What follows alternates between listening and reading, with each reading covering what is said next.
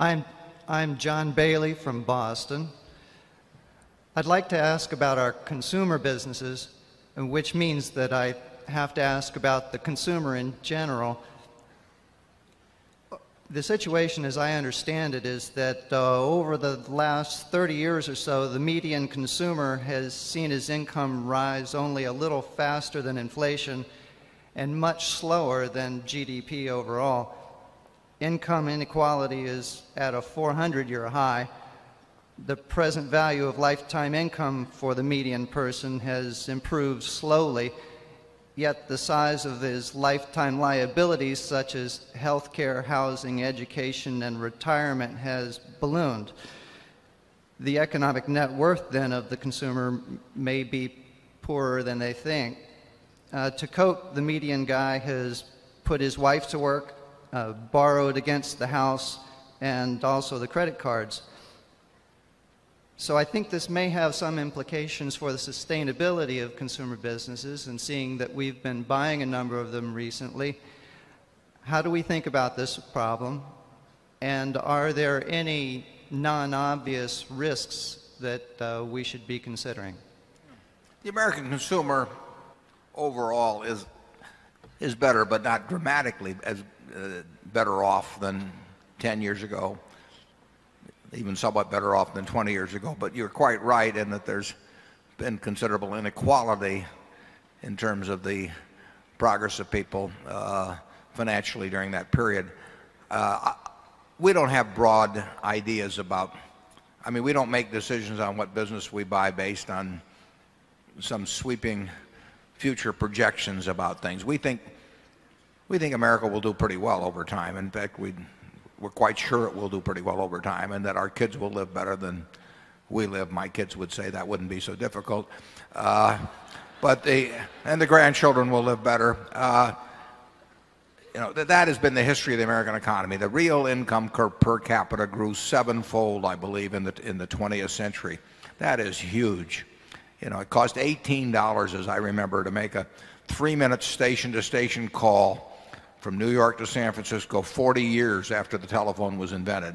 And at the time, the $18 was more than the average weekly wage in the United States. Think if some little kid had picked up the phone on the other end, and there went the whole weekly wage while you tried to get, your daughter on the phone or whatever. So people will be better off in this country decade after decade. But we're not big on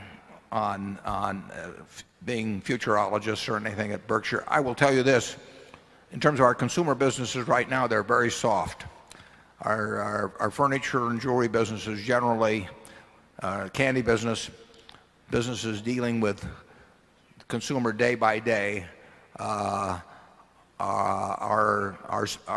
soft. And the first quarter, their earnings were down.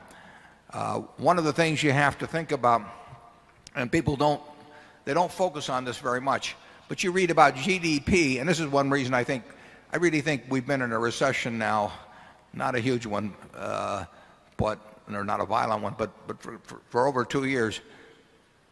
When the government talks about GDP, they talk about GDP, we'll say, going up 2%. But of course, the population of the country, goes up something over 1% per year. So it's per capita GDP that counts, and that has gone very close to no place. But the more important factor, to some extent, is that GDP counts the people that have you take off your shoes when you go to get on an airplane. It counts extra police. It counts all of these things that don't really translate into they translate into goods and services that the country wants. But they're not goods and services. I mean, they're goods and services we wish we didn't want. And all of that counts the same way. If there's 20 guards at the airport instead of 3 guards, that goes into GDP. But does it make you feel any better about how you're spending your paycheck every month? Probably not.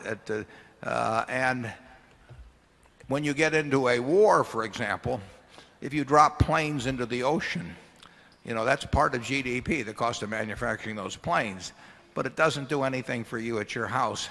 So in terms of what I would call desirable GDP. I think my guess is that on a per capita basis, that has gone no place in the last few years as we've diverted resources to other things that don't really translate to what goes into your house or onto your table. And the quality of GDP is something that is not really talked about very much when you pick up the economic reports every day. Charlie?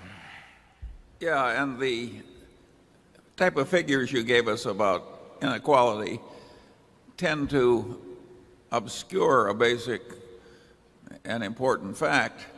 If the same families were permanently at the top of the economic heap, there'd be huge resentments about current inequality. But when the coupon clippers and the DuPont family go down and somebody creates something like Pampered Chef and comes up, in a real sense, something wonderful is happening in terms of equality, even though at the end it looks like there's been no progress. That much churn makes people think the whole system is fair.